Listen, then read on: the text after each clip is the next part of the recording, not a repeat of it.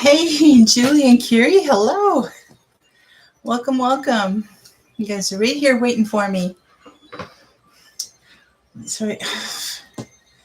Decline. My iPad's ringing in the other room. I have gotten like 6 or 7 spam calls from Arizona in the last hour. I'm just like, oh, please stop bothering me. Hey, Alicia, hello. Good evening to you. How's everybody today? Oh, good to see you. I am wiped out today. I'm really tired. So I at first thought I was going to do just a short little chit chat one, and as I was getting my garden tip together and ready, I realized it was going to be far bigger than what just a tip would be. So it ended up being my subject. So here I am. Here I am. And Julie, so often our conversations will precipitate a subject matter. So I thank you. I thank you for that. Hugs to you, Connie. Hello. Oh, Alicia. And you know what? I've done the 800 number for not getting them and everything. And it's just, and they're all from Arizona. It's just like crazy. Shady Hill Homestead. Hello. Welcome to you. Oh, goodness sakes. So what is everybody up to today, and how was your weekend? Eli, hello. It's been a while. Good to see you here. Good to see you. So, too valued. I get those too, Kiri. Absolutely, I get those too. Yeah, I get probably once or twice a week. I get those, and yeah, just all the other things. So, of course, like your car warranty information. What am I getting? I don't know. Just, they just pull out every company that, they want to get your money information, your financial information from. So, oh, that's funny, Connie. 5.5. That's what you're up to. Well, good for you.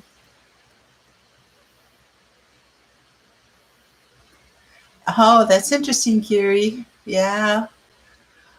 So, Eli, how's your back doing? I know it was really bad for a while, so I just wanted to find out how that's going. But Kiri, you're right, Kiri. It's like, hi, here I am. I don't want your call. This weekend is okay. You forgot to take your folding chairs to family get together. Oh, yeah, Connie, I hear you. The older we get, the more important a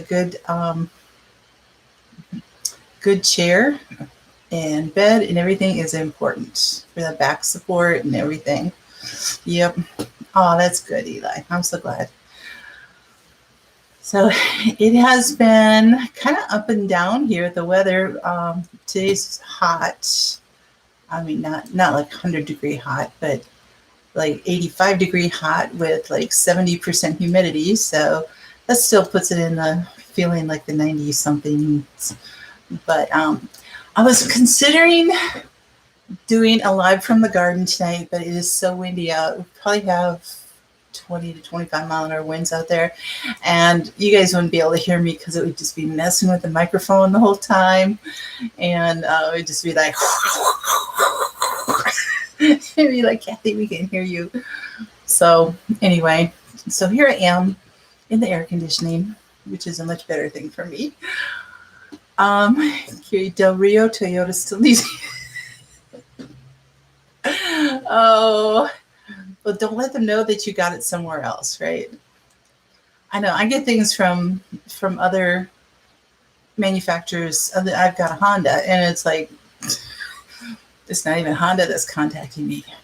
Oh, we know you have a warranty for this, like you said, Toyota or something. It's like, I don't even own one. It's like, you guys, if you're going to spam me, get your facts straight, right? Thrifty VG, hello. Oh, that's okay. Well, thank you for listening in. I appreciate that. what kind of crafting? Well, you don't want to be able to type, so love to know what kind of crafting you're doing. That'd be kind of great if you have a break. Only if you have a break in there. So it's 84 there today. It's supposed to be back in the hundreds. Oh my goodness. I hope we're not getting your stuff. Oh, okay. Oh, that's cool, Virginia. Thanks so much. You guys have to check out Virginia's channel to know what she's doing. So that would be great. Any of my mods, if you want to find her her link for her channel and put it up, that would be great. So let me find my stuff here. Yeah, it was, we had 100% humidity this morning. It was foggy like crazy. But we've had a couple storms through. So here in my area, we've been getting a little bit more rain. But closer to Minneapolis and everything, where more of my family lives, it was still so brown. I mean, we got a good rain on Saturday afternoon there, but well, that's good, Kiri. I wish I could get caught up on sleep. So, oh, thank you, Grammy Karen. Hello, how are you? So I'm still picking my Royal Burgundy beans by Bush Beans, my purple beans, and canning those. I've got a few left on the bushes that got a little too big, so those I am just going to let continue growing and drying up, and those I'll use for seed. So I don't have too much. So I've kind of trimmed back the bushes and giving it more airspace and different things like that. So those are always winding down. So once they start producing, I get like 2 or 3 weeks and then they're done. So it's kind of nice to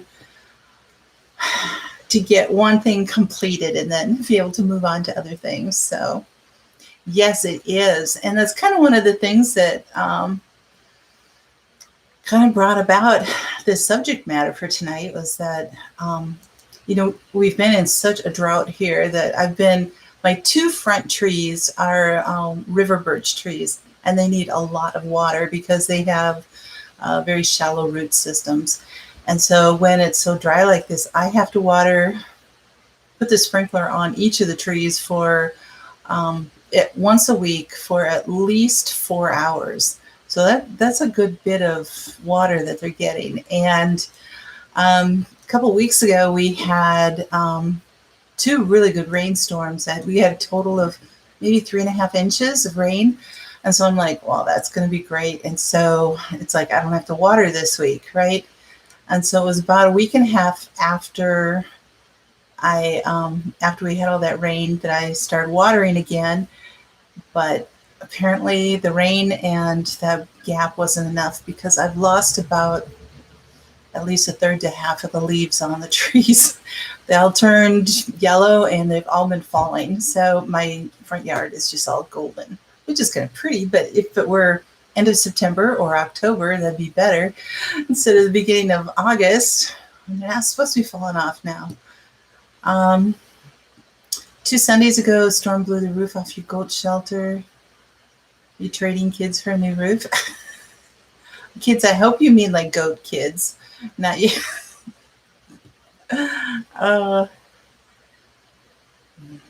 So excited for the fall. The leaves are starting to change. They're starting to change there too. Yeah, there are a lot of trees that are already changing, and I know it's because it was so dry.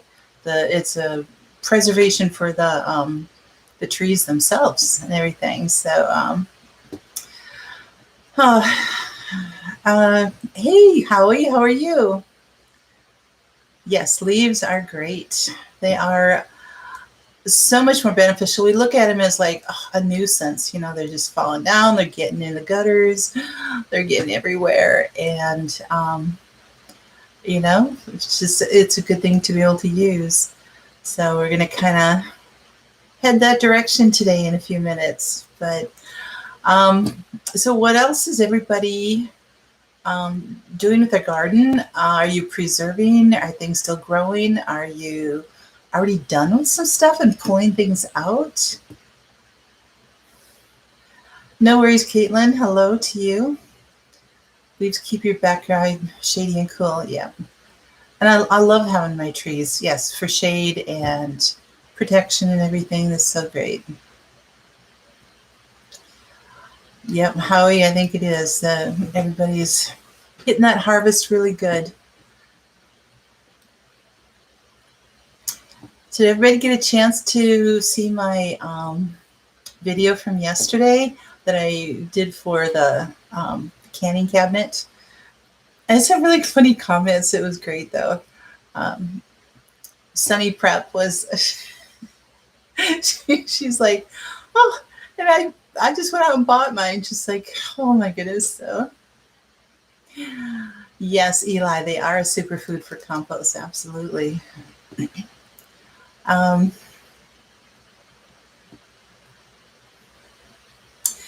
Yeah, you know, if they're changing early down there too, it does make you wonder if it's going to be an early fall and early winter or not. So that's awesome, Connie. Sometimes refinancing, it really, really works. Absolutely. Thanks, Alicia. So what did I want to say here? Oh, I'll kind of get started here on my garden tip for tonight. Do we have enough people here for that? Maybe I'll wait on that. Well, I don't know how many people are going to come in. It's a tough time of the year right now because, like you said, all the gardening and harvesting and, you know, it's still light out. People are busy. And so I know it's hard to get in at this point in time. You're still hotter than normal. Okay.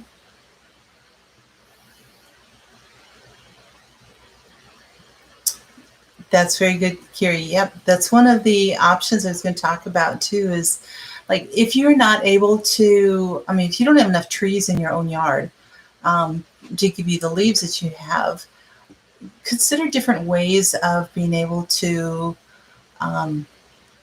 source them. You know, if you have a neighbor who's got a lot of trees, you know, when they fall, offer to rake them up and bag them and bring them home. You know, different things like that.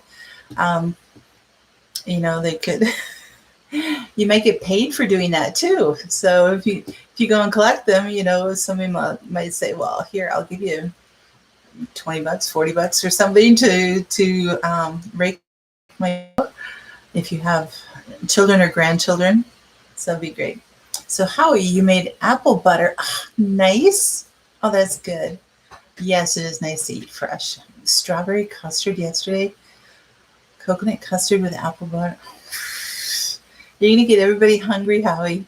You're going to go crash your place for dessert. This hot weather is causing your water bill to be higher. Oh, yep. Yep. I don't know if anybody watches Wild Wonderful Off-Grid. They just built a deck, a huge deck off their house, and they put in kind of a roofing thing underneath the deck to be able to catch the water that would go through the deck. So twofold. One, they can catch water off of that, but the other one is that they can store vehicle, you know, like toys and four-wheelers and all that kind of stuff underneath there. And you know, but utilizing that space too for some water catchment, you know, so it's not just what's coming off the roof. There are other ways to be able to find it and to get it from wherever it comes down. So it was kind of cool. Hey, Dave. Oh, you didn't get a notification? Oh, weird. Did anybody else not get it either? I don't know why it doesn't go through. I mean, is there... I don't think there's anything that I'm supposed to click on here that says, please notify people. Because I do it at least a half an hour ahead of time. So, oh, okay. All right, you did get it this time. Oh, you have too much rain. Oh, 13.5 inches in July. Oh my goodness. So, oh, that's great, Eli. Awesome. Yeah, great things. So if they're already raked and bagged, you don't have to be going through that work. Absolutely. So, hey, Cute Kitchen, thank you for being here. I know sometimes those notices go out really well and sometimes they don't. I don't know why. But Leaf Master, yes. He's Simply Pam. Thank you for stopping to say hi. I appreciate it. So, but yeah, try to find different ways to collect the leaves. The one thing you want to kind of be careful of is if you're getting them from a yard or, an area that that they spray really heavily on their grass or use a lot of herbicides or something and the leaves fall on that and you're raking them up, you could get the transference of the herbicide to the leaves and then that could affect your compost in the way that it can reduce the germination rate when you finally do put that in your garden. So do be careful of that and kind of watch out for that. But you got it late. Weird. Oh my goodness. Okay. There's so many of these. You collect 10 pickup loads from your, oh my goodness. So, some of the things I'm going to talk about, one of them is that they need shredded leaves for this. So I want to find out if you guys shred your leaves. If you do, how do you do it? I know that there's if you can put them rake them into a pile and then mow over them and shred them up with your mower. And then you still have to kind of gather them up again. But what you want to do is take the leaves and reduce them down to the smallest size possible. I'm just wondering if this would work if you put them in a big garbage can, a metal garbage can or something, and then put your weed whip down in there and just, kind of like an immersion blender type of thing in your garbage can. I was just wondering if that would work, if anybody's tried that. You shred some with the mower, okay. Before there's a ton you mow and bag. All right. So yeah, I just have lost a whole bunch off of my birch trees right now in the last few days. Because it's like I missed this particular little window to be able to keep up the watering and everything. And when I do, the tree just kind of just freaks out and it's like, and then just will, it just seals up and then it's drops all its leaves. And, but the problem is what happens is then for the next year and the next spring and summer, I have all these dead branches where things dried up early. And that's, you only collect leaves in front of the ugliest yards. Oh, the ones that aren't being sprayed, right, Eli? So, your phone undated the system and now Facebook Messenger is not on yet. Oh, I have pretty much gotten off of Facebook altogether. I'm not doing anything there at this point. So, yep, that is a good plan. Very, very good plan. Cute Kitchen, where are you from? I think is this your first time you've been on here while we've been live? So anyway, welcome. So my garden tip for tonight is just start collecting the materials that you are going to use to amend your soil in the fall. So when you're getting your, pulling up all your plants and you want to put something in your soil to overwinter because, the winter rains and snow and all that kind of stuff and spring rains can help break down whatever's in there and leach the nutrients and all that kind of stuff. So a lot of times I'll put leaves in there. If I have straw, I'll add that to it too. So you're in Washington. Okay. Well, welcome. And you need a load of compost. So, yeah, so like you said, you're going to need a load of compost. If you're going to be loading that in, or if you need, whatever it is that you need to add to it. I think there's going to be a couple of my beds. Some of my beds have some really, really good material in them. So I'm really pleased how they're going. But a couple of the others are a little bit deficient in it. And so I think I'm going to remove some of the dirt that's in them and then just add a bunch of other stuff. Add like a lot more straw, leaves, compost, different things like that. So it has over the winter in there. So you've got 70 gallons of vermicompost. Ooh, you and Howie need to talk, I think. A truck show in Olympia, nice. Yeah, composting piles right now. That's so great, Kiri. Yep.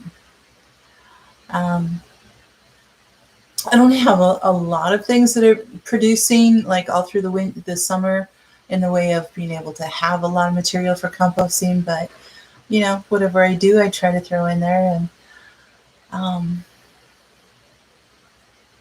grow some cover crops. There you go. Yep. Hey, Heather, how are you? Hello.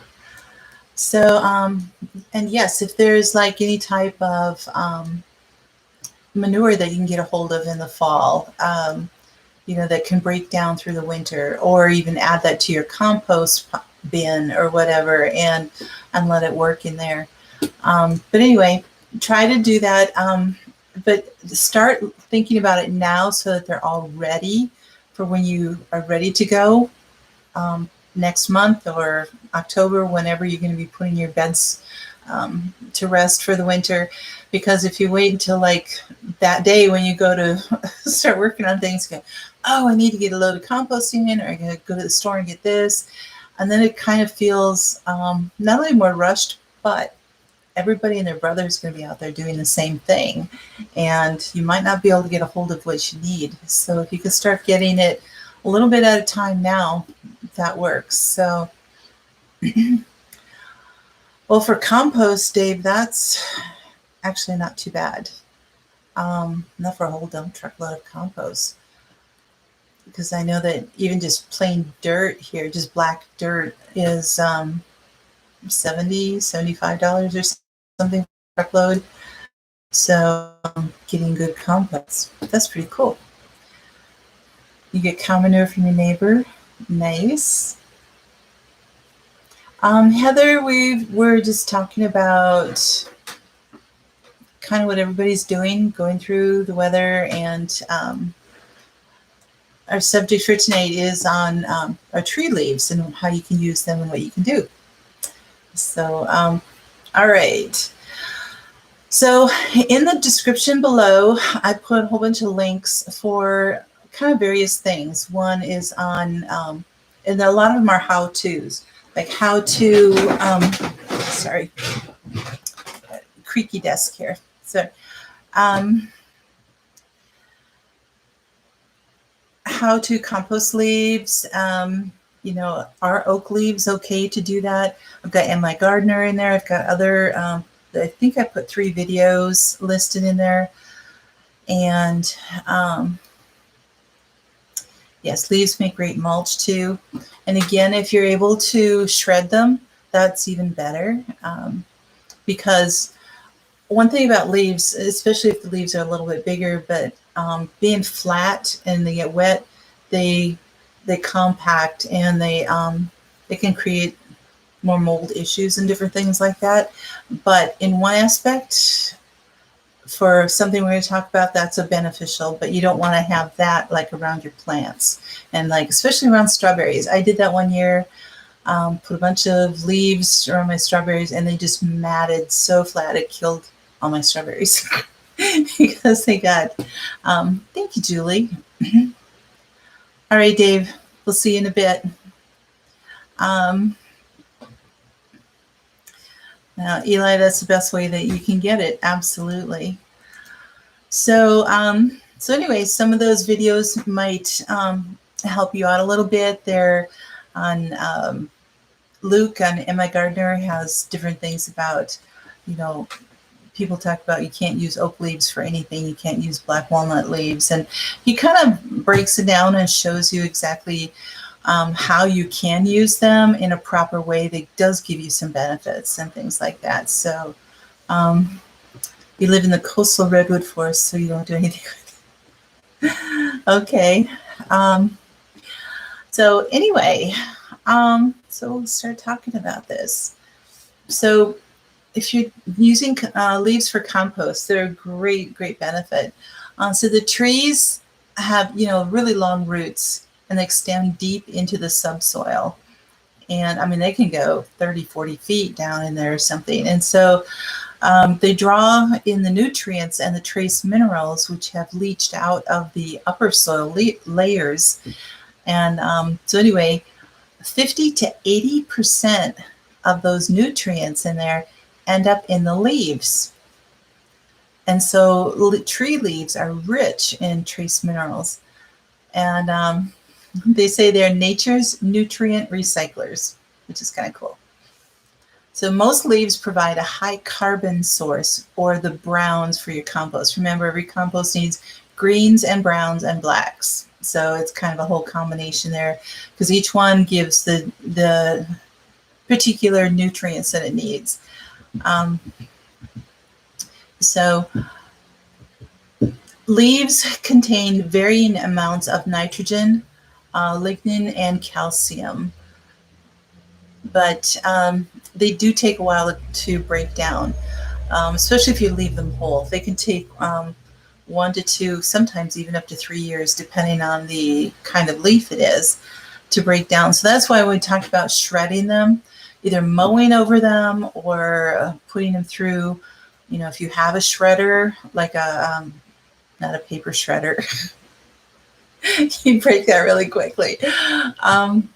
If you have like a wood chipper or something like that, you can just put a bag through there and just, it would shred them up really quickly. They'd probably fly all over the place, but you try to find different things that you can do with that. Heather, you use grass clippings for mulch and organic matter. Oh, that's good. Yes, grass clippings are good. I know Matt and Sarah used those one year on their Back to Eden garden, and there were too many seeds in those grass clippings that this was like 2 years ago, maybe even 3 years ago. They're still pulling up weeds from that, and they're like, never again. They won't use grass clippings. So I think it depends on what kind of grass you have, what your climate is, what your soil is, how you are using it, all that kind of stuff. So Del Norte County, yes, you guys all be safe with those fires. Oh, the good point, Eli. Absolutely good point. So yes, so if you can shred those leaves, help them to break down faster.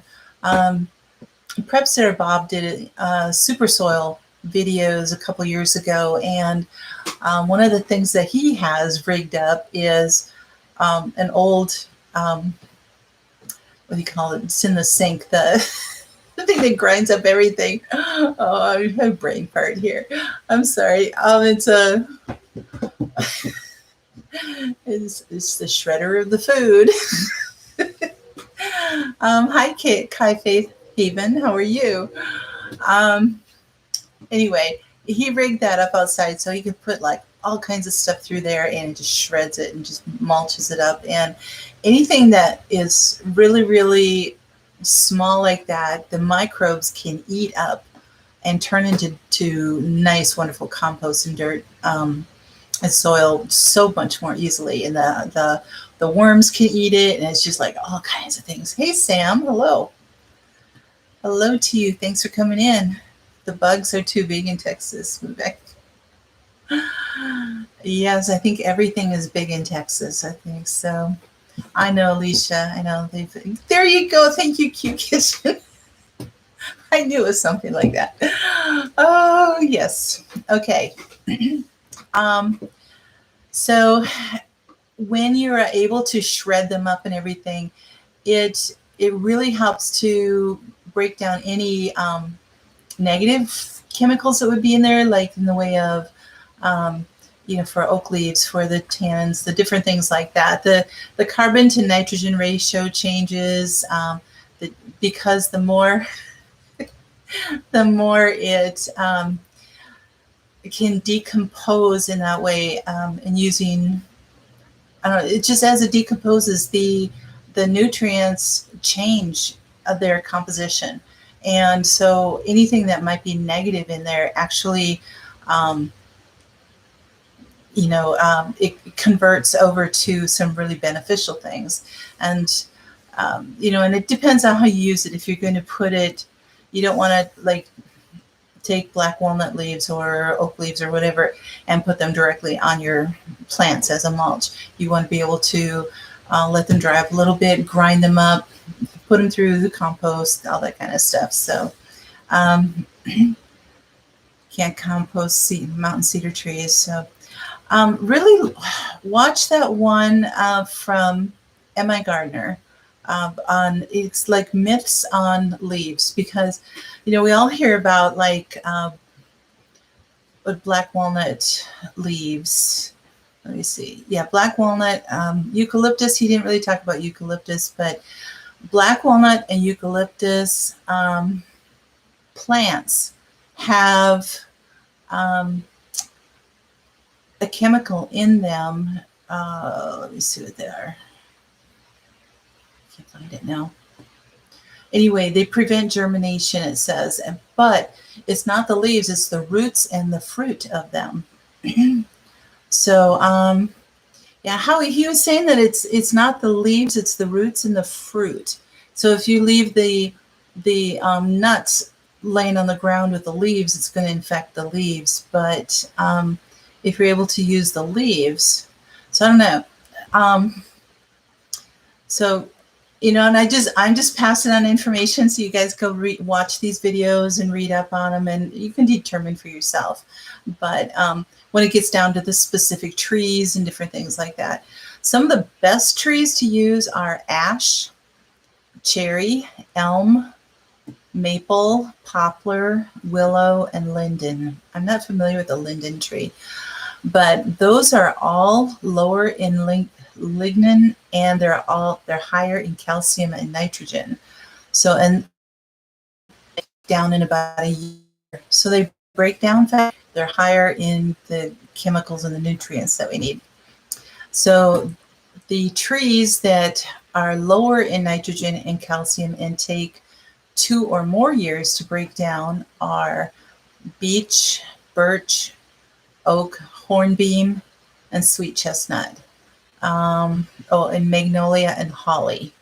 So alder, okay, that's good to know. Mountain cedar prevents stuff from growing. Cedar wood, yeah. Oh yeah, the needles, yeah. And so I think any evergreen like that will do that to the soil around it. You go through an evergreen forest, and there's usually not any grass growing, obviously. So as a hormone for root growth, can you really use willow leaves and bark as a growth hormone for root growth?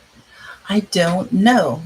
I haven't checked on the the whole thing about root growing and the hormones and everything. But Luke was saying that using the bark of some of these trees and everything is really good too. So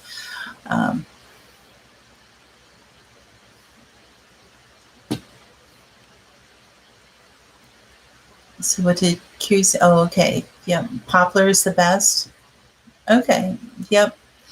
I have ash tree. I have 3 elms, quite a few elms, maple across the street that blows my way. And I think another neighbor has some poplar trees, although he may have cut those down. I don't have a willow tree around here, but hey, Homestead Aquarius. Oh, thank you. Thank you so much. So here's another little kind of a key to be looking at. So it's that for those of you who don't know the names of your trees or any trees that are not on this list, they said there's a rule of thumb that might work for you. And I'm just passing on information. I like they carry rocks still multiply. I know, it's like, how do they have babies all the time? I don't even know. I mean, it's like, it's, oh, Julie, I'm not even going there. I'm not going there. I don't know how it would end up growing. All right. So if you don't know the trees that are on, anything that I haven't named, or if you have trees around you, you don't know what they are. Said when there's some trees that shed green leaves, so they don't really turn color, but they just fall off as a green leaf. And those can be added to your compost in moderate amounts, kind of a moderate amount. So red or yellow leaves that come down, they can be used in small amounts. And it said brown leaves, which would probably be more your oak or something, it says should be avoided but are good for leaf mold. And we'll talk about leaf mold in a little bit here. But so anyway, some successful tips for leaf composting. As we know, we said they're slow to break down and they have a tendency to mat. And when they mat together like that, especially if they're wet, they're not going to break down very easily because there's no oxygen that's getting in there. There's no space for the worms to get in there and all the good stuff. So that's where if you're able to shred it, mow over it, all that kind of stuff, it really helps to be able to mix with other things and be able to have that oxygen that gets to it and the water and the different things like that. And it loves it. So try doing that.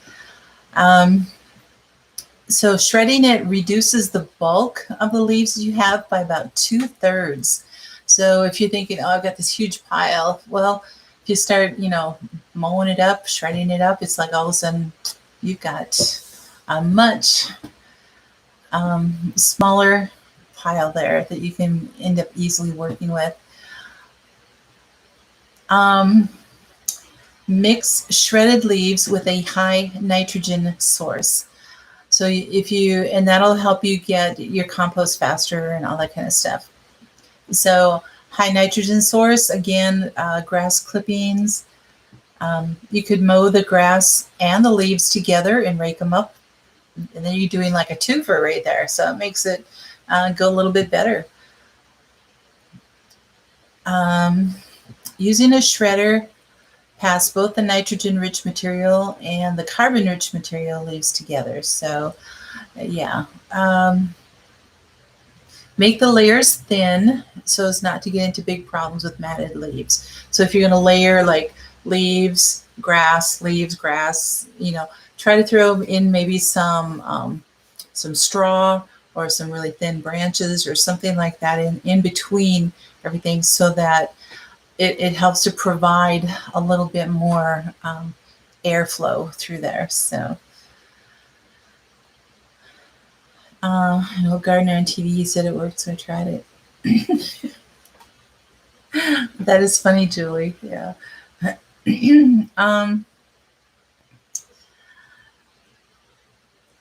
So here's somebody who takes all their leaves to the community garden in town because they have a leaf shredder there.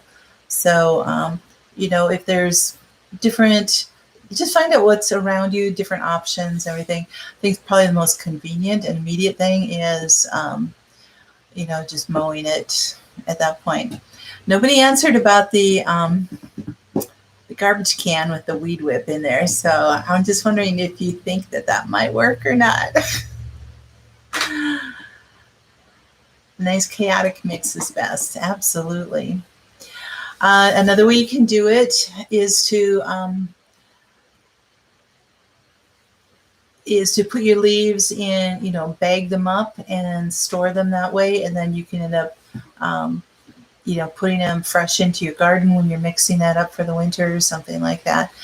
That it does take a little bit longer to break down, but you're also providing, well, I've noticed it in my own gardens when I'm putting leaves in the fall for the next summer, the leaves are still there. I mean, they're kind of crunching up and breaking down and everything, but it provides a more texture, I think, to the garden, to the soil and everything, and it provides like better water flow through and better airflow, all that kind of stuff. So a weed whip, okay, that's what we call them here. Other people call them weed whackers. I don't know, a stringer thingy. I don't know what just some of the other names that people call it.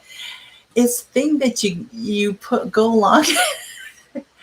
Well, Julie, you don't have probably enough grass to have to worry about that. It's not an edger, but you can use it as an edger if you want to. So anyway, some of the things you can do with your leaves is to make a leaf mold, which maybe sounds harmful, sounds really weird and everything, but it's actually, it's a longer process, but you end up with this like gorgeous golden product that is, it's almost like a, your seed starting mix type of thing. And it's just a weed eater. Okay. Weed whip. Yes, weed eater. There you go. People call it different things, so I don't know. Hey, never enough time. How are you? How is your son doing? I haven't heard anything for a while. Weed whacker. There you go. Weed whacker, weed whip, weed eater. There you are. I don't know. Since nobody here has tried that, I might have to try that, putting it down into a garbage can and just seeing how that works. Oh, Jamie, thanks. I'm glad you made it. I'm so glad you're here. The redhead saying, whip it. No.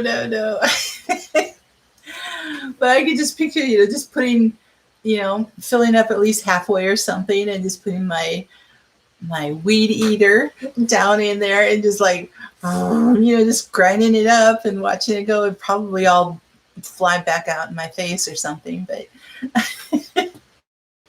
I don't know. Back to cooking. Oh, thanks, Q Kitchen. I appreciate it. You got your headphones on. Awesome. Please make a video. All right, I will do that. Hey, Parker, how are you? That would be great. I'll have to try it out first. Or I could video it for a first reaction type of thing that might end up being in a shorts or something. I don't know. Oh, that would be funny. Okay. So to make a leaf mold, it says, many experienced composters choose not to mix their fallen leaves into their compost. They instead handle them separately, creating a special compost made from almost 100% leaves called leaf mold. It's very simple to make. First, you shred your leaves, and however you're going to shred them, with my weed eater, if I wanted to. And you collect them together in one of three ways. So you can either make just a pile of them, however they will blow around. You can put them in a wire cage or a compost bin, or you can put them in big plastic bags. All right, Curie, thanks so much for coming. Have a great week. So you can put them in big plastic bags. And this is what I've seen on the videos that I watched. That was like more often than not, that's what they were doing. And then you add water to them, like get them wet in a plastic bag, and then you wait a year or two. 1 to 2 years until they're ready. So the process is real slow. It can be even up to 3 years, but it's a deluxe mulch, and it's really worth the wait. Leaf mold adds organic matter and other nutrients when you add it to your garden. And not only is it less labor intensive than doing a traditional compost pile, it calls for only one ingredient, which is your fallen leaves. So you can find a spot in your yard and just wait a year or two again, or put them in a bag. I've got a couple different things going here, so hold on. It says the leaves, as they break down, they release their nutrients, and think of it as a long-term fertility solution. So for your garden. So when you directly apply leaves into your garden or on top of the soil or something, the microorganism utilizes the soil's nitrogen to break down the leaves. So you're actually drawing nitrogen from your soil into the leaves to break it down. So you're kind of losing it out of the soil. So thanks for asking. Frankie's doing good considering. Oh, good. Oh, that's a lot going on, but I'm so glad that things are coming along with them. That's good.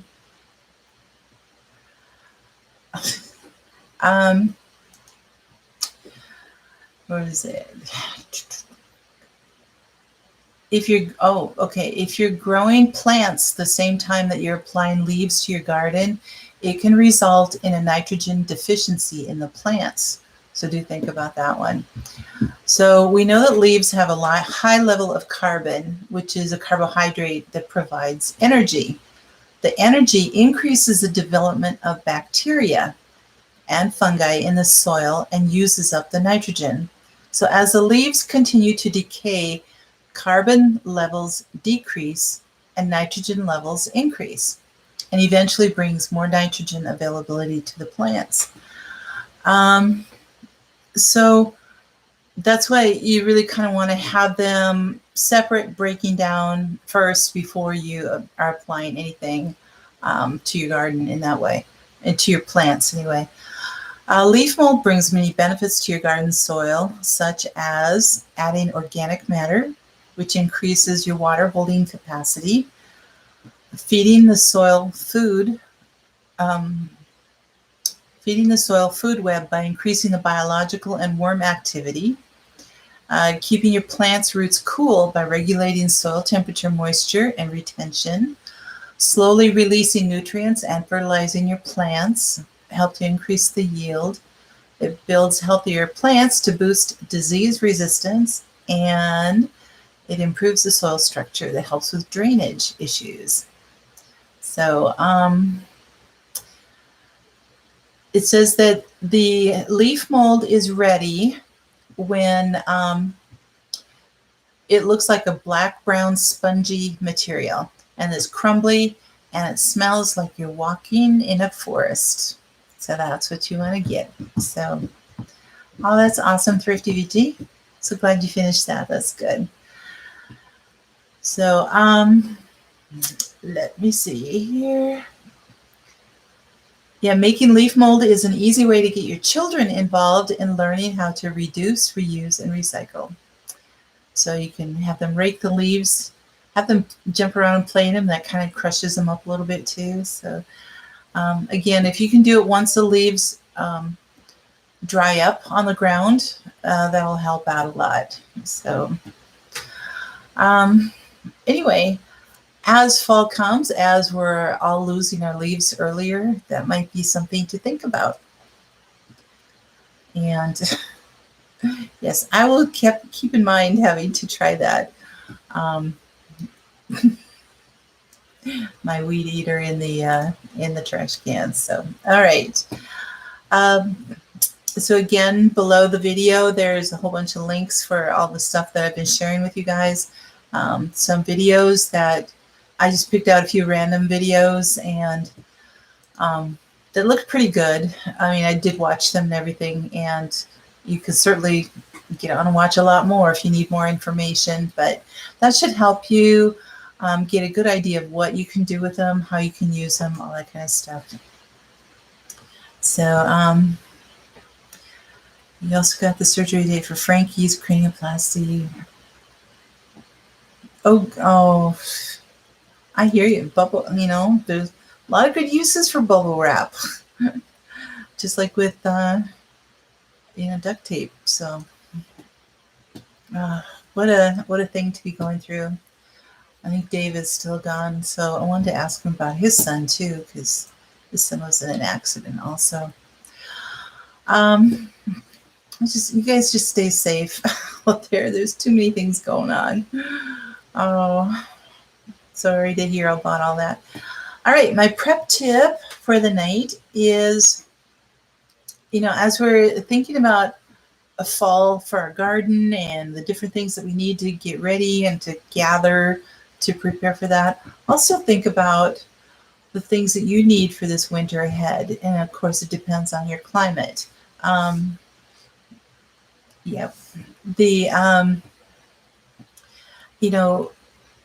Especially if you're in a colder area or something like that. But even so, I mean, look at Texas had, what did you guys have?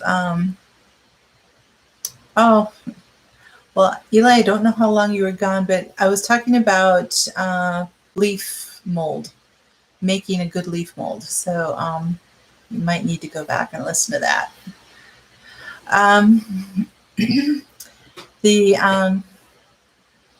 Because even in Texas, I think you guys got down to like 10 degrees or something last winter. I know it was way below freezing, and you had ice and snow and all kinds of things going on. So a lot of people in the Deep South are not even, there's no way to be fully prepared for stuff like that. So the things I'm talking about is not going to be just for the northern states and Canada and everything, but I think everybody could benefit from this. But start thinking about the things that you would need for winter. First of all, personally, like a jacket, boots, gloves, any other cold weather gear. If you need, hat, scarf, whatever you think that you would need. If your kids are growing, they need new snow pants or something like that, because by the time we actually need them and go to the store, things might not be available. We're going to start running into not only a lot of shortages, but prices going way up. So if you're able to even find some things at used clothing stores and different things like that. So,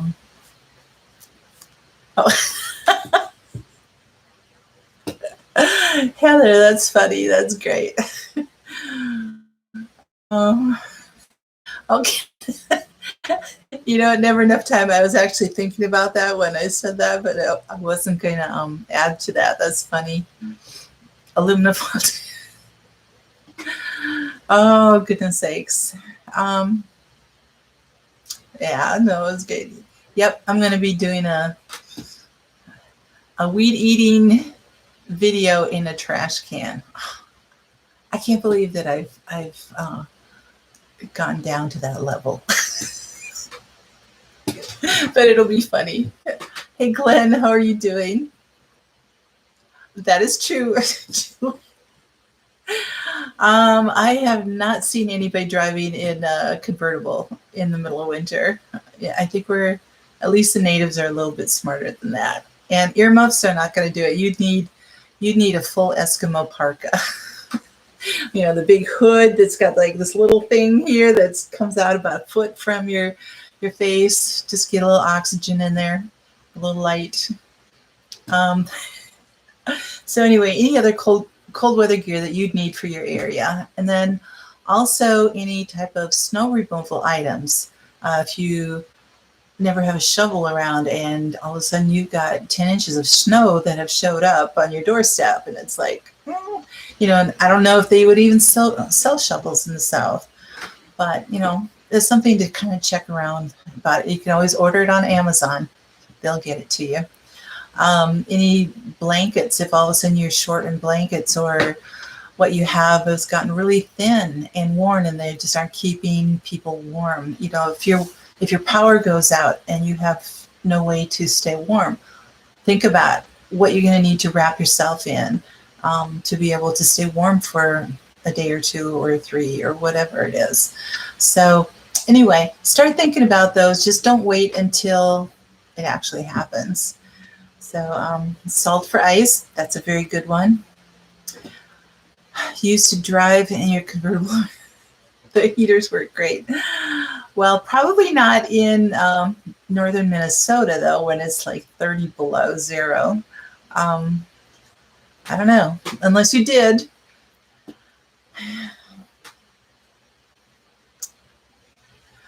Oh, I am sure never enough time. That'd be. Have you like knit him a really nice loose cap or something that he can wear on there? So a good metal trash can and weed eater book. I will be not only the link ninja, I'm going to be the compost ninja. I love it. Oh, starting something new. I know, Eli. Oh, you just listen. Is there any medicine for youth or herb? Laughter and make use. Is there any medicine for youth or herbs? Laughter make us young. Oh. I am not familiar with anything, Sam. It's yep, just laughter. Laughter is good for the soul, good for the face muscles, good for our hearts, right? Yeah, natural plastic surgery because your face would freeze. Oh, that is funny. Ooh, ninja hats. There we go. Yep. That's kind of like what our what do you call them, ski masks here, you know, where there's just a slit for the eyes and covers everything else. So I have not seen them, or I've never. No, I would say when I was a kid, I think I wore one, but I'm not as an adult. You've used a weed eater and a metal. You did. Okay. Somebody else did it. Yay. Okay. What did you have in there? Did you have leaves in there that you ground up? Or, I mean, I would like to be able to put in like all my comfrey leaves and then grind them up and then be able to bring them in to have them, you know, dehydrate them, all this other kind of stuff. So, like, oh yeah. Okay. Well, it's very similar to that, Eli, but they're like super warm fleece, fleece or knit or something like that. So,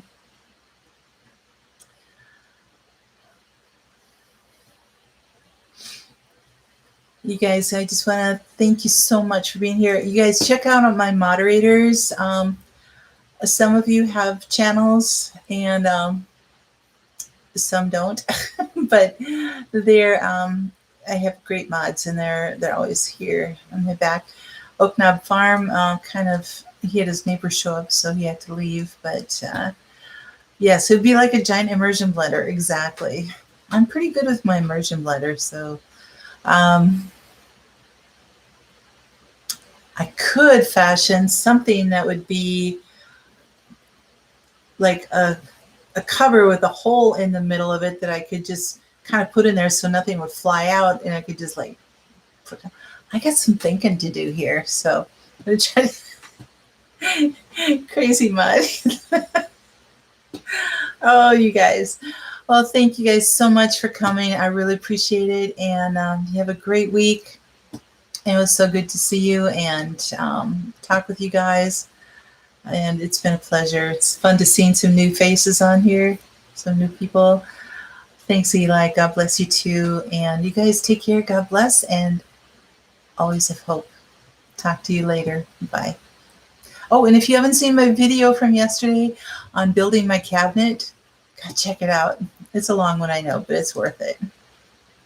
Bye-bye. Yeah, that's true, Heather. Absolutely.